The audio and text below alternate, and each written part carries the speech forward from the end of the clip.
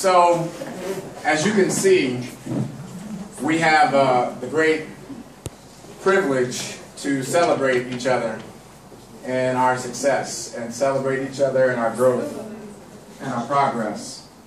And if you're a guest in the room, it's probably a little strange, but I believe that everyone has goals and dreams that they want to fulfill and things that they want to accomplish. The challenge is that life is almost set up to sabotage your goals and your dreams. It's as if when you wake up in the morning, there's a whole line of obstacles that are waiting for you to keep you from making progress. So I just wanted to share a couple of ideas with you when you're looking at how you want to just get better. Is anybody in the room that just wants to get better in your life? Yes. Okay, great. And I don't care what it is. It doesn't matter what you do and your career path is, but the obstacles and the challenges are virtually the same for anyone. And I'll give you a couple of examples. How many of you, when you were a child, you had some pretty big ideas about what you wanted to be? Okay, great. How many of you all still have those same big ideas? Fantastic. Is anybody living that? Living that. Okay, good. I find that most people along the way, they lose some of that. They get out of touch with it. And maybe it's because of what they're experiencing at home or what they're experiencing in their environment. Maybe there's some things that are missing in their life. So there are certain booby traps that are put in place to sabotage your success. And it's nice for us to be able to come together and have this kind of fellowship where we can feed off of each other's energy. But at the end of the day, you have to decide that you're going to be the one that makes the change. You're going to be the one that impacts the people and the world around you. A lot of people are waiting for some mystical figure to come into their space and change their life, when in fact you are the only person that holds that key.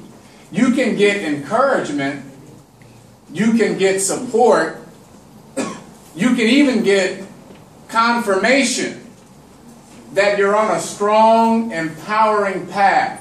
But at the end of the day, it's you. And I've been having some fascinating conversations over the last 48 hours. And people are telling me about Israel and the energy and the people. And I'm curious, how many of you all find that there are a lot of really strong, powerful leaders in Israel in terms of your experience that you've seen? How many of y'all would agree with that? Yeah, maybe a third of you. Okay.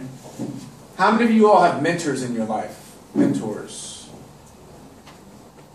Okay, how many of you don't have mentors in your life? Raise your hands if you don't have a mentor. Okay, great. This is a scientific fact. People who do have mentors create more success, earn more income, and are higher achievers. And they live healthier lifestyles. People who don't have mentors, they're always behind. They don't make as much income. They're not as healthy. They're not as high up on the achievement scale. See, you can't see the picture when you're in the frame. That's something that Les Brown taught me. You can't see the picture when you're in the frame. So you have to have someone that can give you perspective and feedback on what you can do better, what you may be missing out on because you can't see it. And if you have grown up or you've become accustomed to doing everything on your own, being self-sufficient, making your own decisions, it's all me, me, me, my, I, you're not going to be as effective as if you can be if you have a success team around you. Now, I'm not saying that it's always going to be easy to find people that want more out of life and are willing to partner with you, but it's worth it to find those individuals. So there's one thing that you have to do. The first thing you have to do is cultivate this picture, this vision in your head of what it is that you want your life to be and to look like. And everything that you do will support that picture. Give you an example. I grew up in Cleveland, Ohio. Now, Cleveland is not as sexy as Tel Aviv. There's not a lot going on there. I had this crazy idea, this vision that I wanted to be an actor. That was my first career. I didn't have any role models. No one in my family ever had that experience. No one in my neighborhood had ever done it. But for whatever reason, I just had this idea. You ever have like a yearning inside and you don't know where it came from, but it's inside you? And you speak it and other people hear you speak it and they look at you like, what are you talking about? Right? So no one was really understanding it, but I was so clear in my mind's eye in that picture that this was what I was going to do. And because there was no one in my immediate surrounding, then I had to go to books. Because I figured whatever it is that I wanted to do, I could read about someone who had done it. So I spent hours and hours and hours in the library. And I would read books, autobiographies, biographies, interviews, and then I started reading plays. And so I just kind of created this world from books. And then I would watch interviews on TV of famous actors. And then I would read their bios and find out what did they do, who did they know, how did they do it, as much information as I could get. And this was my mentorship. It was books, because there was no one in my environment that could help me realize this dream that I had. But you know what began to happen? I was so laser focused on this dream. And I promise you, I was working as a teacher at the time. And I was severely overworked, underpaid. And every break that I had my face. I was reading a play. I was reading an acting book. And I can remember my superior would come to me and they would have to literally, grab me because I was late to go teach a class because I was so focused on my picture of success. Like I was living in that picture all the time. There was nothing in my immediate circumstances that could confirm that what I was thinking about and envisioning would ever be real. Okay? So someone came to me and said, have you ever thought about going down to Karamu? I was like, what's Karamu? He said, Karamu is a theater, fool. I was like, it is? He said, yeah. I was like, where is it? He's like, it's about 5 miles that way. I never knew. But I believe that I drew him to me based on my level of focus Had he not come to me, I never would have known about that theater. So I go to the theater, and I find out there's an acting class, and I literally begged the teacher.